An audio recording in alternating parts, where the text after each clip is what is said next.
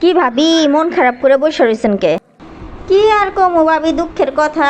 এখনকার জমানে মানুষের উপকার করতে নাই, উপকার করলে নিজের আরো বিপদে পড়া লাগে। কেন ভাবি, আপনি আবার কিসের বিপদে পড়লেন? কি হয়েছে আপনার?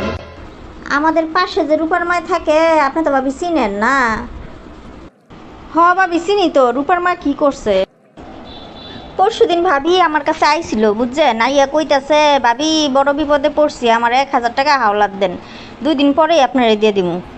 আপনার ভাই আমার 5,000 টাকা রাখতে দিছিল, ওইখান থেকে 1,000 টাকা দিছি। তারপর তারপর বলেন ভাবি, থামলেন কেন? তারপর কি হয়েছে?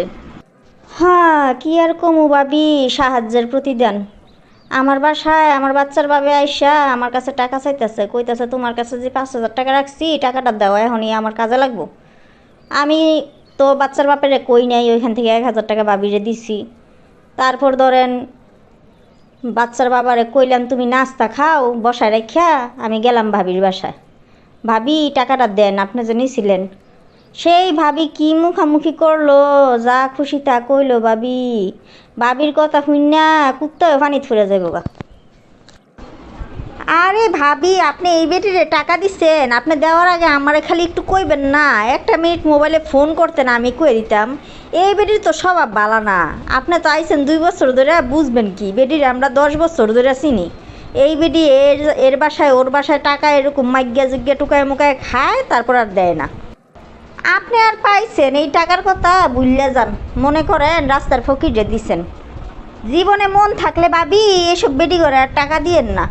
আমি তো এসব মানুষের লোকে চলাই বাদ দিছি। হ্যাঁ ভাবি ঠিকই কইছেন। মানুষ তো চিনলাম, 1,000 টাকা গেছে তো কি হয়েছে, মনে করলাম রাস্তার ফকির নিরে দিয়ে দিছি। এইটা নিয়ে কি কবরে গিয়ে শান্তি পাইব? এই টাকার হিসাব দিতে হইব। কি খবর ভাবি? চলে আইলাম আপনার বাসায় গল্প করতে। আসেন আসেন বসেন। ভাবি খবর পাইছেন? আপনার কানে কোনো খবর আইছে? না তো ভাবি, কিসের খবর? কোন খবরের কথা কইতেছেন আপনি? আপনার গো 5 তলার ভাবি তো সারা বিল্ডিংয়ে বিল্ডিংয়ে ছড়াইতেছে আপনি নাকি ইহার কাছ থেকে হাওলাত নিছিলেন আর দেন নাই। কি কোন ভাবি, হাসা কথা? তাছাড়া উপকার করলে কেউ বাড়িতে বাড়িতে কইয়া বেড়ায় যে হ্যার উপকার করছি, আজকা পাইয়া লই বেটিরে, এমন রস দিমু বাপের জন্য ভুলে যাব। এ ভাবি, আপনি বেলে পাড়ায় পাড়ায় কইয়া বেড়াইতেছেন আপনি আমার হাওলাত দিছেন। 3 তলার ভাবিরে কইলাম, এটা আবার এই ভাবিরে কইয়া দিল। শালার মহিলা মানুষের ভিতরে আসলেই অনেক পেঁচ। আমার জামাই যে কইছিল ঠিকই কইছিল। আমি তো ভাবি তেমন কিছু কই নাই, খালি ওই ভাবিতেই কইছি। আর কইছি কইছি তো কি হয়েছে, মিছা কথা কইছি? কইছি তো হাসা কথাই কইছি।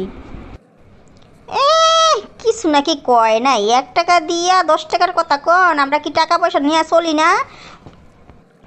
আমরা কি ফকিনি নাকি? আঙ্গ কি মান সম্মান নাই? আপনি উল্টাপাল্টা কথা কন, এটা কোনো কথা? তাছাড়া আমার মাথাটা সেদিন গরম হয়ে গেছিল হঠাৎ করে, সেজন্য আপনার এতটি কথা শুনাইছি, নাহলে কি শুনাইতাম? এর লেগে আপনি এতগুলা পাড়ায় পাড়ায় এতগুলা কথা কইয়া বেড়াইবেন? আপনি কি আমারে কম কথা শুনাইছেন? কম কথা শুনানোর কি বাকি রাখছেন? বালা বালা মন মানসিকতা নিয়ে গেলাম আপনার কাছে টাকা চাইবার, আপনি আমার লগে কি দূর দূর ছাই ছাই ব্যবহার করছেন। আপনি কি মনে করছেন আমি সব ভুলে গেছি? কিচ্ছু ভুলি নাই। যেই ব্যবহারটা করছেন, আপনি টাকা চাইতে গেছি ভালো মনে কইরা, আর আপনি আমার দুনিয়ার কথা শোনাই দিছেন। আজকের পর থেকে আপনি আমার কাছ থেকে 10 হাত দূরে দূরে থাকবেন। আপনার চেহারাটা আমি আর দেখতে চাই না।